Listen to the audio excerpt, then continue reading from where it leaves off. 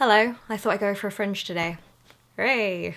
Right now, a majority of you are currently writing your personal statements and applying to university, so it's a very busy, productive, and potentially worrying, stressful time.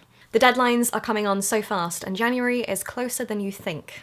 You're currently making huge choices that will impact your future, so no pressure or anything. So the student room got in contact and asked me to create a video where I talk about what it was like when I was applying to university, and also to tell you about something that they've created which can help you make the right choices for you when you're applying.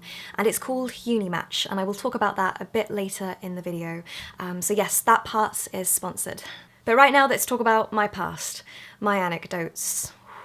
I went to university down in Kent, but for lots of reasons I will not go into, I left after my first year. But then I got a partial bursary to study at a film school in London. So I've been through 2 application processes and 2 periods of thinking, oh my goodness, I have no idea what I'm doing. My initial journey to university was fairly complicated, but in short, I made a few very big mistakes, and hopefully by vlogging them to you, you guys won't make the same mistakes as I did. The year I was completing my A-levels and applying to universities, I was severely mentally unwell, and this led to so many problems such as dropping courses, picking up courses last minute, not having enough points, universities declining me, all sorts of problems. And in the end I sort of ended up somewhere I didn't necessarily want to be, but because it was the only option available to me, I took it. It was a very tough old time when I was applying. I didn't know what to do.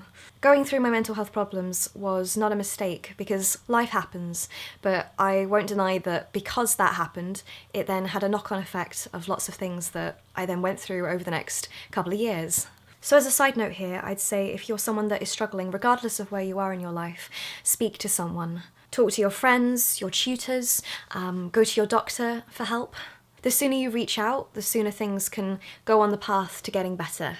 I couldn't have prevented my mental health problems, but if things had been dealt with earlier, then who knows. I've gone on a bit of a tangent there, but it's important. But let's get on to my regrets and the mistakes that I did make. One big regret I have is not taking a gap year and running away to university at the earliest moments that I could. I think there's lots of pressure on people from college or from parents to go to university, and then you just get carried away in the whole application process before you even think, do I need to go? Or do I need to go yet?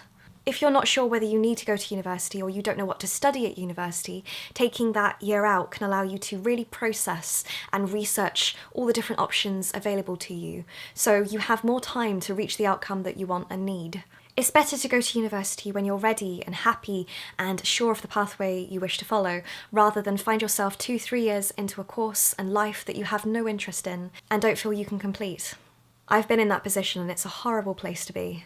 Taking a gap year can be a great way to gain experience in the field of work that you wish to study. When you're 18, you may be interested in a subject or a job, but then find that when you go into the world of work or even experience just a small portion of what it's like in that industry, you don't like it anymore. So for example, it was one thing me loving films and creating my own videos, but it's very different working in the industry. So as I said, getting experience before you devote several years of your life to something, it can really help. Going back to mental health, because of what I experienced, I want to add this point in. If you are unwell long term, then taking a gap year may allow you to breathe and recover without any added pressures that may make your health worse. From experience, entering university when you're not physically or mentally well or ready can completely ruin the experience and have knock-on effects. So what I'd say is put your health first and do it when you can. Finally, taking a gap year can not only allow you to do the above, what I've said, but it can also enable you to get a part-time job and raise funds. Even though there are things such as student finance and loans, having that extra financial support from the year before can really help. So I'm not saying you have to take a gap year, but please do consider it because your older self may thank you for it. Right, on to my next mistake. One aspect I really regret not doing is taking more time to evaluate the makeup of individual courses. For example, some courses have more theoretical work than practical work. Depending on what you're interested in pursuing, it's important to get that balance right. Because of some of the problems I've mentioned, I ended up on a course I wasn't happy with, and they had a very high percentage of theoretical work as opposed to practical work, and I felt as though I was just stuck in lectures for an entire year, which was not what I wanted to do. And in the very limited practical classes we did have, I felt like I was being treated like a child and they were so random. When it comes to choosing your universities, whilst the course is vital, one aspect people overlook completely is the universities themselves. Some apply to go to certain universities because they're seen as prestigious, when in fact, although they may be awesome, the courses they offer may not be the right fit for what you're after, or you might not even like the university. If you're someone that's moving from one part of the country to another to study, it's very easy to forget that you have to take on board your new surrounding environment. The university that you go to becomes your home for several years. I mean, depending on what courses you do, you can be there years and years and years and years. If you're going to move somewhere, make sure you know where you're moving to and you feel safe and happy. As for knowing what you're moving into, I did make that mistake. Sort of. When I moved into my accommodation, it turned out that it was 10 feet from the busiest train station in Canterbury, and it was 1 metre away from a nightclub that worked 6 nights a week.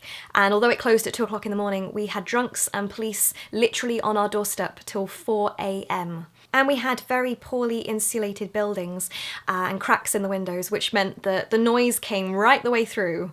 My first year at uni was hell. When it comes to physically looking at the universities and the accommodation that's available, not everyone can afford to or physically be able to go to the universities. And if you are able to do so, when you go, the universities are all dressed up. They're on their best behaviour.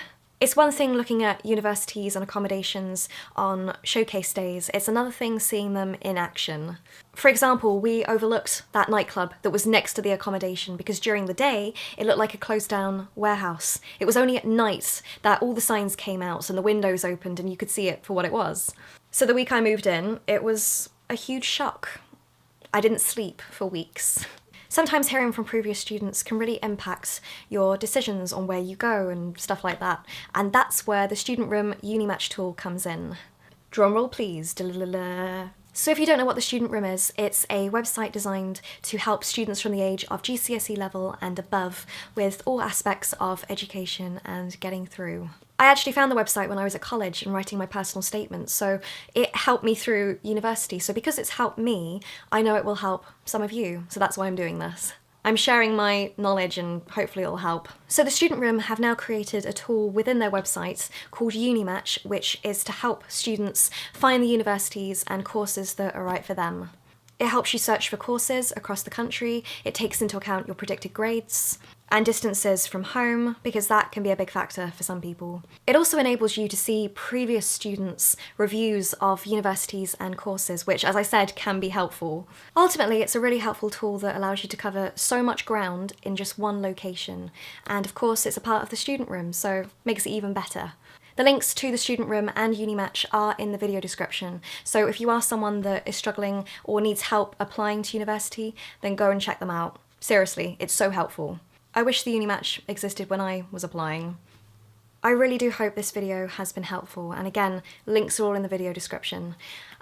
So yeah, I'm now gonna go, and I will see you soon.